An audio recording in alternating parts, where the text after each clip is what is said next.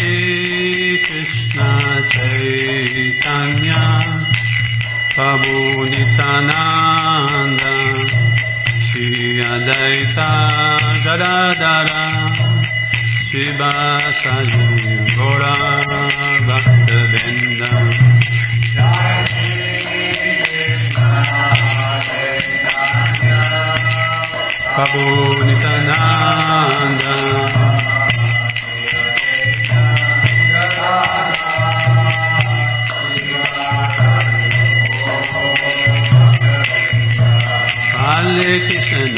Hare Krishna, Krishna Krishna, Hare Hare, Hare Rama, Rama Rama, Hare Hare. Hare Krishna, Krishna Krishna, Hare Hare, Hare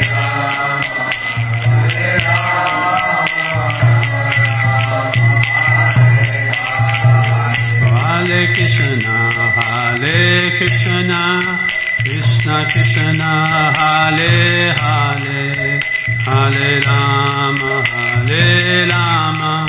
Rama Rama, Hare Hare. Hare Krishna, Krishna Krishna, Hare Hare, Hare Rama, Hare Krishna, Krishna Krishna, Hare Hare, Hare Rama, Rama Rama, Hare Hare. Hare Krishna, Krishna Krishna, Hare Hare, Hare Rama, Hare Krishna, Krishna Krishna, Hare Hare, Hare Rama, Rama Rama, Hare Hare. Hare Krishna, Krishna Krishna, Hare Hare, Hare Rama, Jaya Prabhupada, Jaya Prabhupada.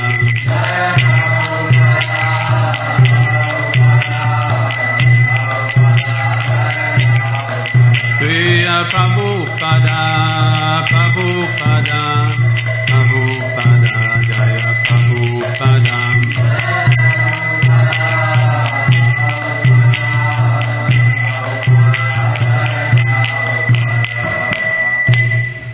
Jai Srila Prabhupada ki jai, ISKCON's founder Acharya Srila Prabhupada ki jai, Jai Shri Gauranitai ki jai, Jai Shri Radha Govardhan Krishna Balaram Giri Govardhan ki jai, Jai Brinda Devi Tulsi Devi Mahani ki jai, Grantharaj Sri Caitanya Caritamrita ki jai, all glory to assembled devotees, all glory to assembled devotees, all glory to assembled devotees, all glory to Shishi, Guru and Gauranga, Gaura, Premanandi, Hari Bol, Nama Om Shri Krishna.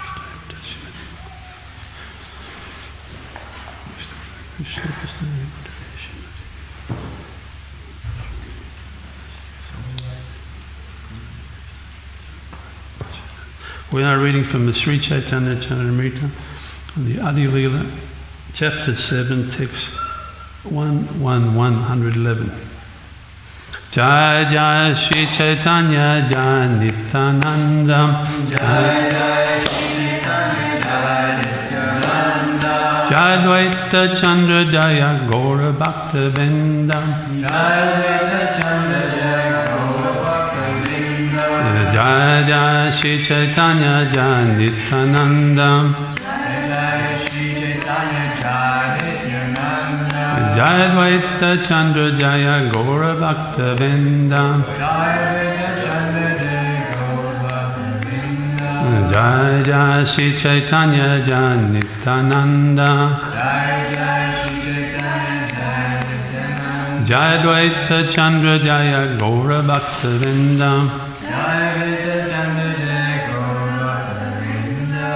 Okay, text 1-1. Repeat after me. Brahma Sabde Mukhya Ate Kahi Bhagavan.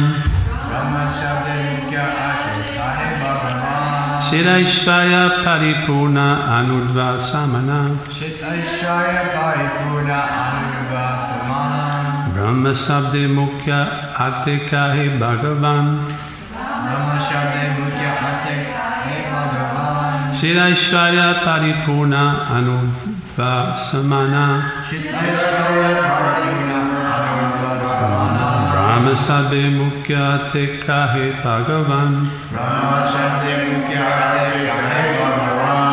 Shiraishvara Paripurna Anudva Samana. Shiraishvaya Paripurna Anudva Samana. Word for word, Brahma, the absolute truth. The absolute truth. Sabde, by this word. Mukhya, direct.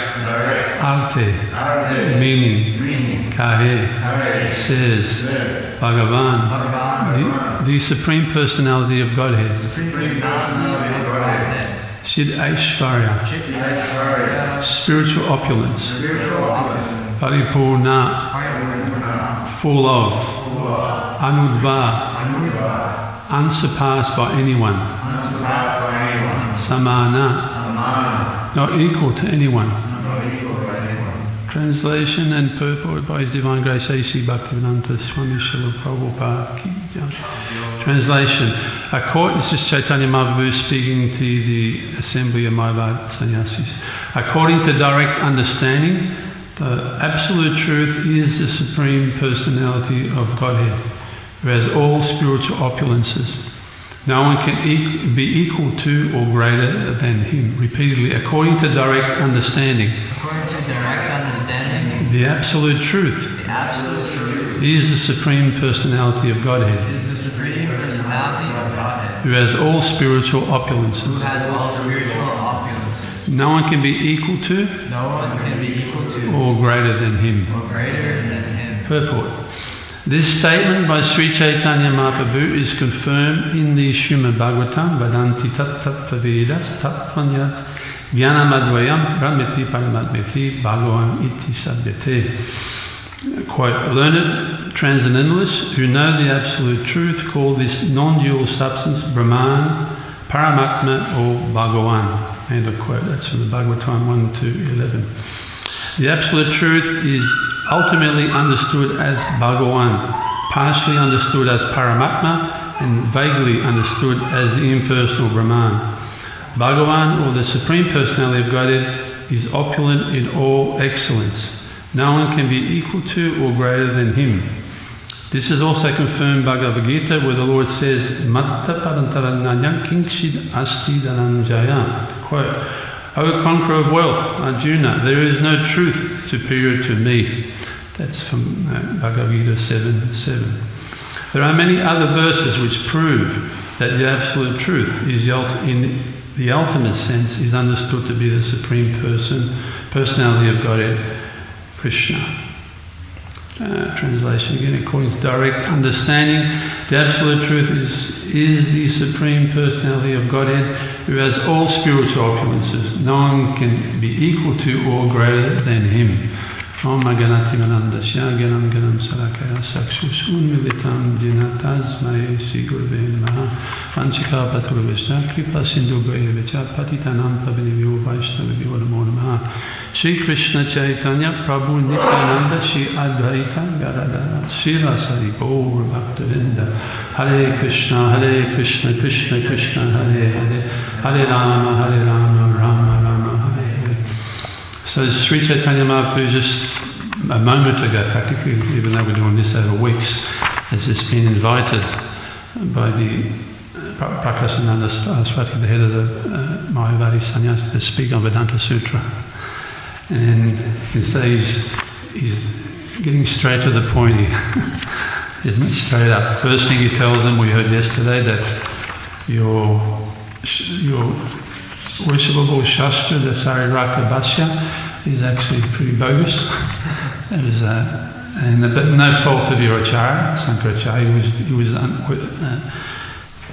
serving under the orders of a supreme authority, a supreme lord. So he's not offending the guru, but it's basically saying it's a little bit off track. He's giving you indirect meaning. So Chaitanya Mahaprabhu is immediately gives the direct meaning, gets straight to the point, and it says, according to today's verse, according to direct understanding, absolute truth of the Supreme Personality of Godhead.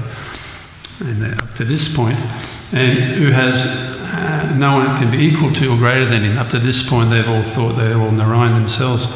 You're Narayan, I'm Narayan, it's all one. So in a very short moment, it's shattered their whole philosophy. Straight. But they're not jumping up and down at this point. They're very impressed with this young sannyasi, very beautiful and effulgent sannyasi. So they'll listen on and become enlightened in proper understanding of Vedanta Sutra. And Srila Prabhupada quotes this verse of this, the very famous and important verse that the Absolute Truth is understood in these three different aspects. Yes, the impersonal aspect is an aspect of the Lord, but it's not the full aspect of the Lord. And Prabhupada uses the term, quite interestingly, for impersonal, is that they have a vague understanding. So it means they lack knowledge, which is very interesting because they're totally absorbed in so-called studying Vedanta, but they're actually deeply ignorant because they're missing the proper understanding. So they have this vague understanding of this is the impersonal. So they understand that there's effulgence, Brahman effulgence, spiritual effulgence, and they understand that they're not the body, they're spiritual beings, and they want to enter that eternally. That's their goal, which is really not complete understanding. And they don't. Though it's very difficult to get to that point. Even Krishna's asked by Arjuna in the Gita, when he's asked about impersonals, Krishna says it's very difficult. That verse there. It's very difficult to undergo this type of, because especially for an embodied soul. And so for very, very few can make it, and those that do make it to the impersonal Brahman, to that white light, they cannot stay there, because again, it's not the complete picture, it's not the constitutional position of the living entity. The living entity is eternally separate, so you can't actually, they don't actually merge as such, they just sort of float in there's descriptions given in Caitanya when Gopkumara goes through the Brahmajyoti, he sees the living entities there sort of hanging out. Actually, they're still intact. They haven't actually physically or spiritually merged or disappeared. They don't lose their individuality. Krishna says we're eternal parts and parcels. The soul can never be burnt or cut or withered. We can't disappear. We're actually, that's it. We are who we are forever. Not this body, obviously, but the soul is eternal. We're just in this conditional state. So then he says that that's a Brahman understanding, and then there's a higher, perhaps a little bit higher, is the Paramatma understanding. There's actually there's a personal aspect to the Lord, localized in the hearts of all living entities. But that, again, so there's more knowledge there. But some of them mix, even some of those yogis, they sometimes mix the super soul with the soul. They think it's all one. So there's a touch of impersonalism there also at times. Then there's the high yogis that are, and then there's yogis that are motivated by different means. They want to attain mystic siddhis, so they perform yoga, meditate on Krishna within the heart. And then we have examples of great yogis who have intense material desires, like Dhruva Maharaj. He's a little 5-year-old boy that was so fired up little Kshatriya. He was really worked up because he got insulted by his stepmother. He wanted to sit on the lap of his father, the king, and his mother told him, she wanted, his stepmother had her own son, she wanted him to sit there, not him, to get off, you're not worthy. If you want to sit on that lap of the king, you'll have to take birth in my womb. So he was very, very deeply shocked by these words and offended, and became really worked up. He went to his mother and says, she told him you have to go to the forest and meditate on Vishnu, and he, well, So he went there with his desires. He wanted to have a kingdom not just greater than his father, but greater than his grandfather. I think Swayambhava Manu. He wanted to be materially as great as he could be. And he went, a little boy, went with that great Kshatriya determination into the forest and started meditating, performing this yoga system. And and then eventually, I mean, it's a long story, but eventually Vishnu appeared to him in it, and I think he touched him on the head with his conch. Is that what happened? Anyway, and he was so overwhelmed with love automatically by seeing his eternal Lord that all his material desires went away, and he compared them to desiring broken glass, and now have achieved this most beautiful rare jewel. Like that. But then Krishna still gave him those desires, even though he didn't want them. He gave him his own planet, the greatest planet in the universe, and became very materially opulent, but totally detached, because he became a pure devotee of the Lord. But again, so there's different types of yogi that meditate on Krishna for different reasons, and some are greater and some are lower. And then there's the Bhagavan realization, which is considered the full understanding. Brahman, Paramatma, Bhagavan, Prabhupada mentions in his purport. And it says learned transcendentalists, they understand these three things. That's the full picture. So we can see the Mayavadis, how far removed they are. They're not even proper impersonalists, they're Mayavadis. It's mentioned in later verses. They're very, very offensive because they consider the form of the Lord material, which is a great offence. They don't even, the impersonalists don't have that conception. They understand that Vishnu is there, but they see the impersonal aspect as the ultimate, and they want to be involved in that like that. But there's other famous examples given in the Bhagavatam, Sukadeva Goswami, also as impersonalists, and the four Kumaras. They were Brahmavadis, they weren't offensive, they were absorbing gyan and knowledge, and they were attracted to that impersonal, which is, I guess, attractive because it's the effulgence of the Lord. But again, it's not the full picture. And in both cases, and these examples are given because they were great Brahmavadis, in both cases they came in contact with the personal aspect of the Lord, the Kumaras in the form of Lord Vishnu himself, and at the gates of Vaikuntha, and the smell of those tulasi and saffron and other ingredients coming from his lotus feet. The Bhakti Shakti was there, and they became influenced, and they became great devotees also. And Sukadeva Goswami, we've been hearing, he didn't want to get out of the wound. He was so happy, with just being Brahman realised, that I'm spirit soul, it's all one, I'm going to merge, and he didn't want to know, he didn't want to have to do anything with this world. But again, through the mercy of his father, he was able to hear the Srimad Bhagavatam, and he was very much attracted and became a bhakta. So it shows these impersonalists, if they're genuine impersonalists following the proper process, they can be elevated to Krishna consciousness, full realization. But these Mayavadis have been described in yesterday's verse, or the two verses we did yesterday. If they hear this impersonalist Mayavadi philosophy, which is a perverted brand of impersonalism, it's not, you could say genuine impersonalism as an aspect of God. It's a completely twisted and perverted by Shankaracharya. It says, one who hears such explanation is ruined. And we read later in the purport that even the great Mahabhagavat can become bewildered and fall down from his position. So in this conversation with Caitanya Mahaprabhu, we can see the powerful and great mercy of Caitanya Mahaprabhu, that he's going to take the time out for these people that have been so offensive, very, very offensive, and puffed up, and in so many ways unqualified.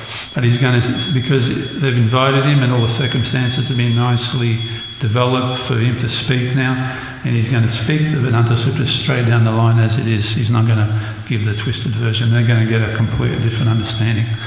And even they said at the end that we didn't really like what we did, but that's what our Guru gave us. They even admit that it was pretty dry, which is very dry. They admit, and I've mentioned before, the very outcome of this whole conversation, they will become great studies of the Bhagavatam, and they'll be chanters of the holy name from the direct influence. So in all cases, the devotee has to be there to introduce living entities to bhakti. It's not something that we can do on our own directly. So Krishna is described here as, it's interesting, Prabhupada quotes chapter 7 of the Gita, famous verse, Matta Paratanamya Kingshira Sudhanitana, that I'm conquer the world. There is no true superior to me. It's a very bold statement to make, isn't it? I'm it. There's no one beyond me. I'm number one. Right? And Prabhupada says, this is mentioned, he says, in many other places, this truth, the ultimate sense is understood in this truth. There are many other verses, Prabhupada says. There's the main, what they call the Parisutra verse of the Bhagavatam. What is that? Paribhasa, excuse me, yeah. Sutra verse, which is like every Shastra has one prominent verse which pretty much spells out the purpose or the direct meaning of the work, and the rest of the work has to pretty much reconcile around this verse, That's what is it? Ete kansha kala humsham Krishna's tu bhagavan swayam. This is a very famous verse from chapter 3 of the first canto. Saying there's many incarnations are listed, and they're all the Supreme Personality of Godhead. They're all in a sense equally. And the Brahma Samhita says it's like when you light a candle and you light another candle, all the candles have equal light, but there's that original candle. So that's Krishna. So Prabhupada, that is mentioned everywhere, Krishna's position. The Srila Krishnadas Kaviraj Goswami, the very early chapters of this, goes to great detail establishing the position of Krishna as the Supreme Personality of Godhead, the original Supreme Person. The Srimad Bhagavatam does the same thing. It's just very clearly established. And the Bhagavatam is the natural commentary on this Vedanta Sutra. So Caitanya Mahaprabhu is going to be speaking from the Bhagavatam also in later places. So that's our authority. That's our commentary on the Vedanta Sutra. Vedanta Sutra, like we've said over the past few weeks, is the essence of all the Vedas. At the end of knowledge, there's nothing else. And that's what I like about Krishna consciousness. I remember when I read Srila Prabhupada's books as a teenager, just before I joined, I was just so happy. I said, finally got some answers, and I don't have to look anymore. Because before that, I was just reading and going to this philosophy and that philosophy. It's just no one will give you an actual answer. So you have to go buy another book and another book. And some of them are real cheats. Well, actually, most of them I'd say were cheats. There was did you ever read Maharaj the Lobsang Rampa books? A lot of devotees read those. And Kailas Castaneda, and there's a whole bunch of weird things that were out there in the 70s. And you'd every day I'd be at work at lunchtime, I'd be reading, just hanging out for something. And then when I read Srila Prabhupada's books, I started running around the house in joy. And I said, so happy, So I was telling my parents, I'm going to join Hare Krishna. This is it. And it's it. It's the end of knowledge. You don't have to look for anything else or wonder, should I be trying some other process or whatever it may be. You've reached the end of knowledge. Srila Prabhupada was asked on a couple of occasions. I think once by reporter and once Giriraj Maharaj asked him on the morning walk in LA, what about if there's something higher, something beyond Krishna, that Krishna is not the ultimate. And Prabhupada, at least to the reporter, he said, well, according to our information, which is the Vedas, Krishna is the Supreme Personality of Godhead, the absolute truth, and it can be cited in the 70 verse. Prabhu, what is it? In the 10th chapter Gita. I'm the cause of all spiritual, material worlds. Everything emanates from me. Pretty big statements. Ishvara, Parama Krishna, Satchidananda Vigraha, Nadi Govinda. Sarvakarana Karana, this Brahma Samhita spoke about Lord Brahma, I'm the cause of all causes and all that is. So it's very clearly stated throughout all the essence of all the scriptures that Krishna is the Supreme Personality of God. So Prabhupada says, according to our information, but he said, but if you can do some research, or if you can find something or someone that is greater than Krishna, you bring him to us and we will worship that thing or that person. But in the meantime, we will worship our Krishna. Because who's going to be able to find it? It's not possible, because when you reach the end of all knowledge, the Vedanta Sutra, you'll come to that conclusion. And it's interesting, Lord Caitanya Mahaprabhu is giving this, that's his very first statement he's making practically after disqualifying their Sariraka Bhashya. Now he's going to give it to them straight down the line. This is it. So Krishna is the Supreme Person, and we're going to hear he has so many opulences. He's the most beautiful, he's the greatest, most famous, wealthiest. Can you imagine if you could meet the wealthiest person in the world? Would it be possible? Who's the wealthiest person in the world? Bill Amazon guy. It'd be difficult to go and see him. He's got probably 100,000 employees that want to get a piece of him. And Bill Gates and Queen of England, all these, very difficult, what to speak of famous people, what to speak of, the most advanced professor in the world. So very difficult to approach these people, but they have that. People are attracted to them because they have those aspects of opulence. One of those six. Krishna has those in full. So imagine meeting him. Imagine meeting the most beautiful, famous, wealthiest person. What's the odds? We can't even meet Bill Gates. What to speak of King Indra, like that.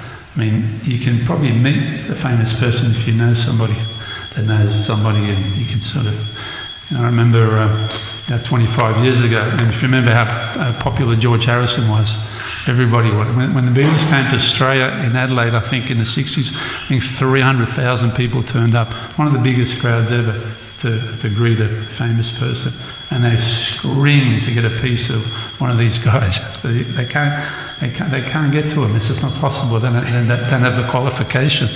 They haven't got the back door pass, so to speak.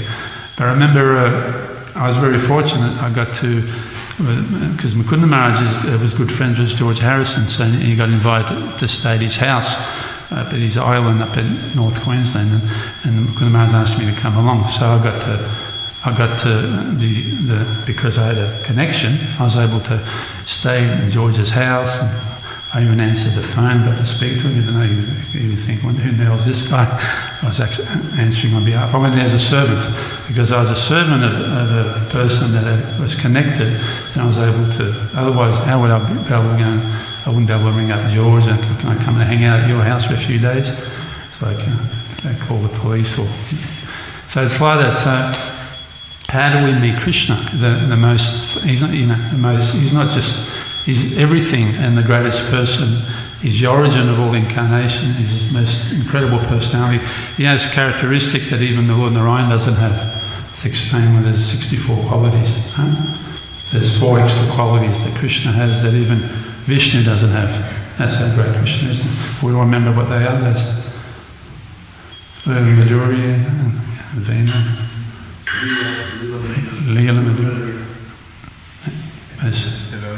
Yeah, Krishna has these 4 extra qualities. He has this extraordinarily beautiful form, and he has amazing leelas, pastimes with his devotees. He has incredible devotees that surround him, and his flute playing mesmerises the 3 worlds. It's just extraordinary. Even Lord Shiva, who's so expert in music, and Lord Brahma also, extraordinary living entities, they're completely bewildered when they hear Krishna's flute. We can't imagine. I mean, I think Maharaj, you'd be looking forward to hearing Krishna's flute, because you're a musician from way. You'd be looking forward to hearing Krishna's flute, being a muser. It's so extraordinary that it can't be explained.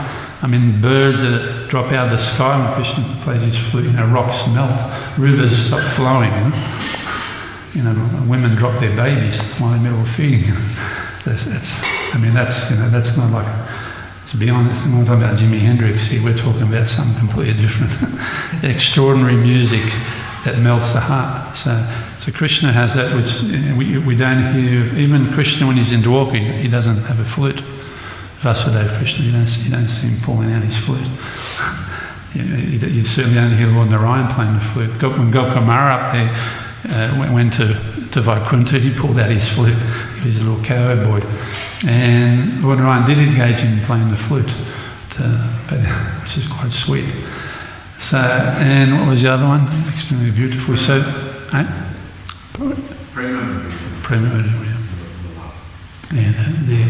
The love of his devotees, the interactions are extraordinary.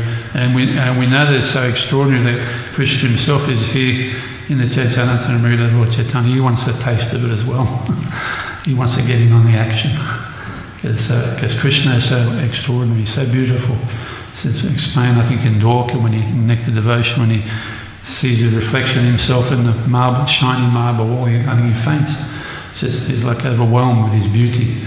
And that would be quite egoistic. It's like in the material world, that's like, who do you think you are when you come back from the gym and check yourself out in the mirror and go, yeah. So that's different from Krishna looks at himself. It's totally transcendental. His form is so beautiful that it bewilders in himself. That's extraordinary. Never youthful, never gets old, and like he's sometimes depicted by different religions. It says some old man up in the cloud with a big beard. So he's got his fingers not even straight, a little bit bent from the arthritis, pointing at everybody.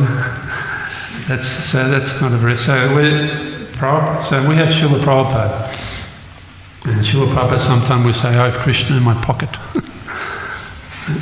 And if he tries to jump out, I can put him back in. That's and it says the Vaidis want to become one with Krishna. It says Bhaktas can become greater than Krishna. They can control Krishna with their deep, pure love.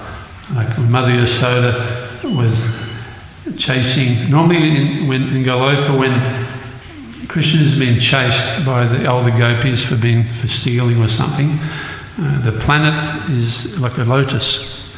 So actually, when I think Jatila or one of these ones is chasing him, they're running faster than Krishna.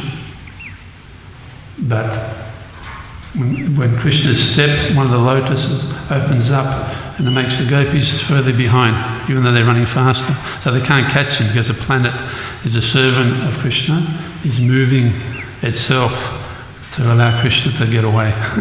But it's explained when Mother Yasoda, she's such a wonderful devotee that when she was chasing Krishna, Goloka would not move. And she had, the planet Goloka had too much respect for Mother Yasoda, so she was able to catch Krishna. So she's considered a personification of bhakti. So such an extraordinary devotee, Mother Yasoda. So, and you hear other examples when Balaram was very angry, for Mother Yasoda for tying up Krishna. He was so angry that he took on that, Ananta's, Balaram, that powerful Balaram mood. Who's done this? And he went up to Mother Yasoda in that angry mood. And as soon as that knowledge of himself as the Supreme Personality of Godhead, also that Shakti, that what's it called? Anyway, it's one of his energies that reminds him that he's God. As soon as that came into that close to Mother Yasoda, completely melted away. She just said, "Go and play. Go away and play." So the Supreme Personality of God is ready to chastise the person that's tied up his dear brother, his dear friend Krishna. But that praying, that love is so powerful that Supreme Person cannot, that basically lose all their power. They surrender to their pure devotees. So Krishna is extraordinary in that way. So Srila Prabhupada, there's also that famous story of Prabhupada I think Japatakama originally tells a story when he gives that class, and the class he says, we've all heard this, he says we have to 100% become pure and surrender to Krishna, we'll go back to Krishna. 100%, no material desires, 100% purely Krishna conscious. And what did the devotees do? Well, their heads went down. Oh God. And Prabhupada could see their mood, and I think he said, I think we've all heard this anyway, it's nice to hear. He said, they're 90%. He gave us, Prabhupada gave us a discount. And then a few propped up, but most of them still stayed down. Then he said, 80%. I think he went down to 70% and he left. And then he left, And there's hope. There's hope. If I can become 70% Krishna conscious, and that'll be enough. And this is the mercy of Srila Prabhupada. And then those who were there, as the story goes, they followed Srila Prabhupada. And Prabhupada went on and he spoke as he was walking away to those few. He said, all you have to do is hang on to my dhoti. I have a key for the back door. So that's the situation. So that's how you can meet Krishna face to face. It's not by our own bhakti, our own it's none of those things. Ultimately we have to receive the mercy and shelter of Srila Prabhupada and his representative, his devotees, the parampara, and then you can be introduced to Krishna. You can see Krishna face to face. So we have the opportunity we have more chance of meeting Krishna than we have Bill Gates or Donald Trump. Isn't that incredible? By the mercy of Srila Prabhupada. We're going to be introduced to the Supreme Person face to face if we just somehow or other just hang on.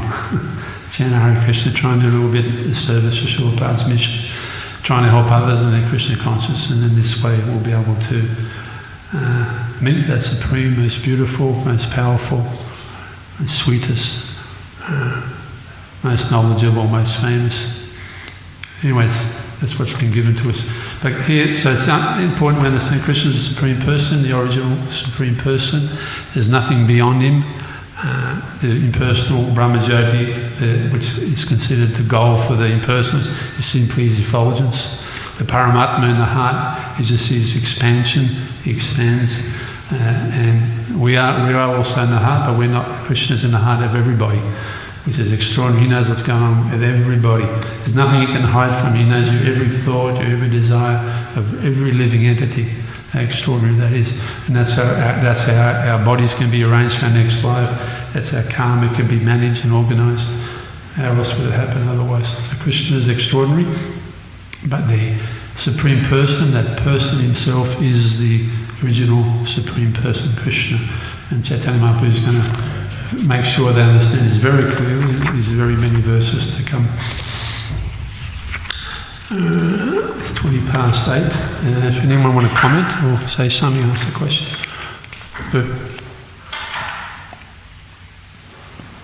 switch it on. One more.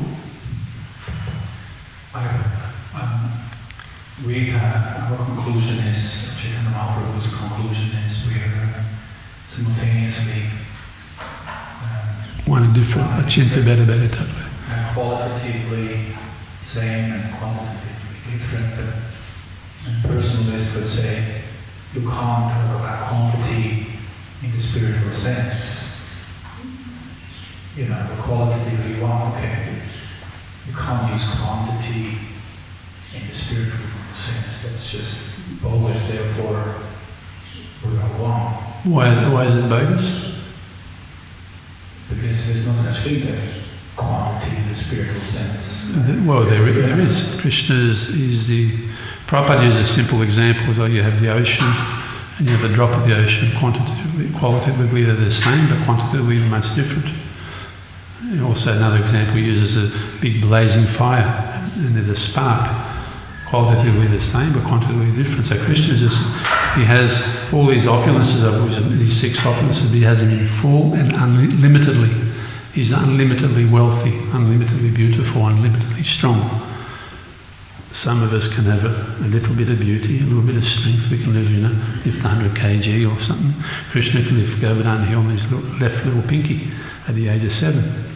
So there is quantity. There's great quantity of strength, quantity of beauty, what to speak of knowledge and fame. There's no one more famous than Krishna throughout the whole creation.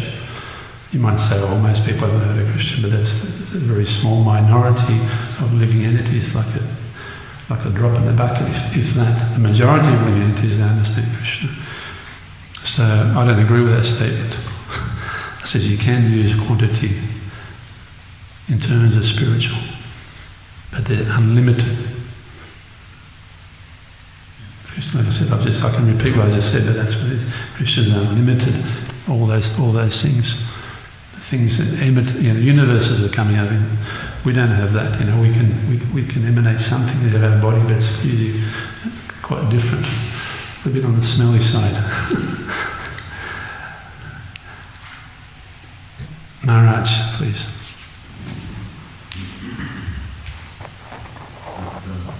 You mentioned about the previous verse and the Prabhupada purport about those who read the Yes. they are doomed. Very scary statement. So, but in this verse, in the purport, Prabhupada quotes that Vedanta. And there is mentioned, and Brahman realization, Paramatma Bhagavan. Brahman realization is treated quite respectfully. But in the previous book, Prabhupada said, well, I'll read what he says. He says... So the question is that how do we reconcile those attitudes? Okay. So I'll read what that... I won't read the verse, but I'll read the last line of yesterday's purport. And near the end he says...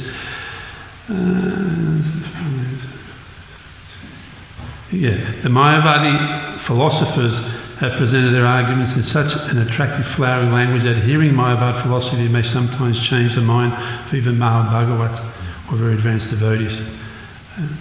I touched on this point. This is Mayavadis versus Brahmavadis. That's the distinction. So Brahmavadis are bona fide impersonalists. And I said there's a couple of famous examples. Sukadev, he was a Brahmavadi. And for Kumaras, I'm sure that others. So they understand that aspect of the Supreme, but they don't have full understanding as yet, or they're just simply attracted to that aspect, the effulgence of the Lord. They don't deny the Lord, but they're more interested in the impersonal aspect of the Lord, and they see that as the ultimate, rather than the personalists who see the person as the ultimate. The Mayavadis, they see the person as Maya. And everything is Maya, even God Himself. Which is, it's funny, they see everything as Maya, but they see themselves as Narayan. They're totally concocted, twisted philosophy. It's not, you could say, a genuine impersonalism. It's actually Mayavadi instead of Brahmavadis. So sometimes they're all lumped into the same basket, but there is a distinction at the end of the day. Like you said, Maharaj, in this verse. And it says the learned transcendentalists who know the absolute truth call this non-dual substance Brahman, Paramatma, Bhagavan, because these are all very important aspects of the Lord. There's a Supreme Person, his localized aspect, and there's his Brahman which permeates everything. But I think it's a very, very important point, because sometimes there's a tendency to read statements like someone who reads the commentary by Sankaracharya, and read that whole philosophy is doomed. And then sometimes there's a tendency, especially with newer devotees, to be critical of anything that's, or any aspect of impersonal. Yes. So it's very, very, very important. Just I think yesterday there's something that someone brought up, I think it was Rupa brought up the position of the Vedas, and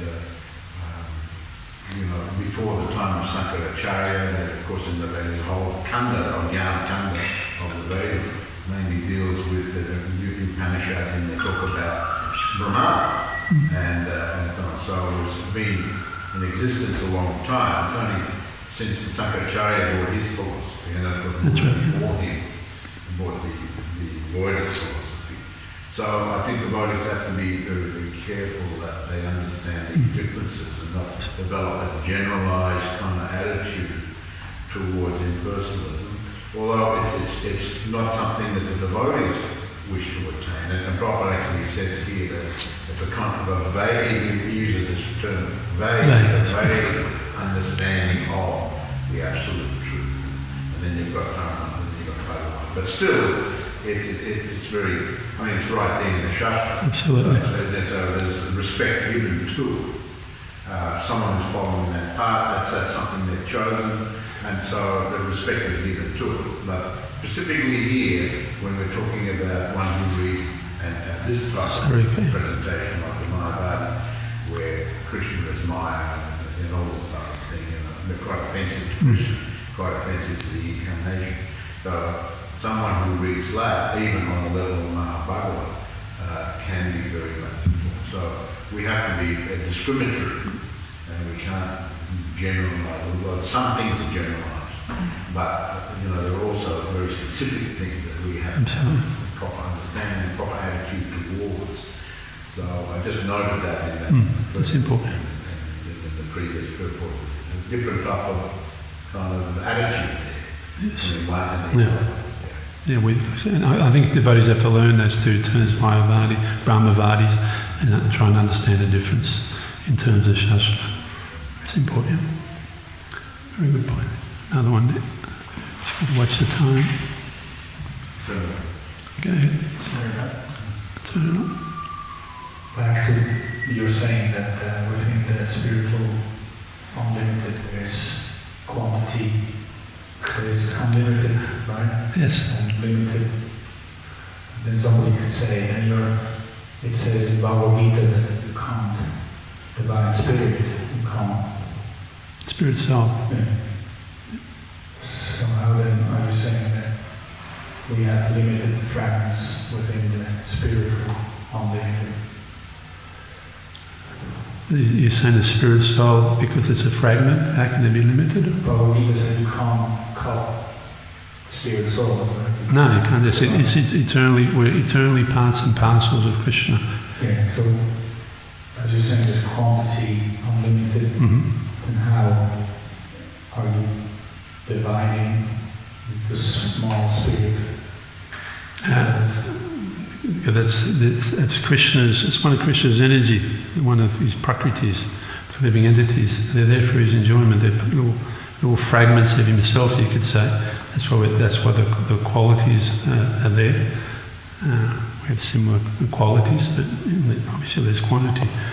So it's just an aspect of another aspect, the energy of the Lord. The living entities are another energy of the Lord. They're expanded in that way. Yeah.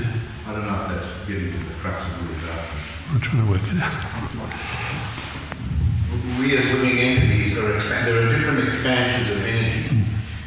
There's Vishnu Tattva, and the Vishnu Tattva is expanded from the original Godhead, and they have some of them have plenary, and some of them, they're all different technical terms for them. And some of them have powers similar to Krishna, almost the same as Krishna. They're Vishnu Tattva, and then there's the Tashta Shakti, and so on. But there's different type of entities. So the living entities are expanded, even though they're spiritual, but they're not on the level of the Vishnu Tattva. They're not on the level of Godhead. It's just that's how they were expanded, and that's how they are expanded. And also this word part and parcel is very interesting. The Acharya uses, in one sense it's an old English saying. And when someone is a part, it's a part of the whole. It's not the whole, it's a part of it. It's a component of it, but it's a parcel also. A very interesting choice of words, because part and parcel means that it's got its own identity as well. But this is how Krishna is so amazing. He's expanded in so many different ways and expanded into living entities who are parts of him, but not equal to him. Part means not equal; it's a part. And so, the example is true up to a point, because sometimes without a part, the whole can't function. But in the case of spirituality, the whole can function without the part.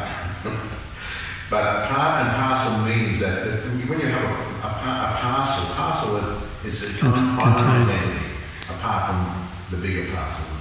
So it's something that has to be understood as far as the tattvas. So all the entities and the living entities are entities. They're expanding that way with qualities similar to Krishna, but there are limitations also. And that's the way Krishna just expanded things, and it's been like that eternally.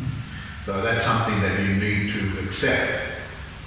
Right, answering the question, that's what the actual fact of the situation is. That's Chintya, but that's a philosophy of Lord Caitanya, simultaneously one and different. Right. Sometimes one but different. Right. It's interesting, that's the ultimate philosophy. Prabhu, Maharaj asking you a question.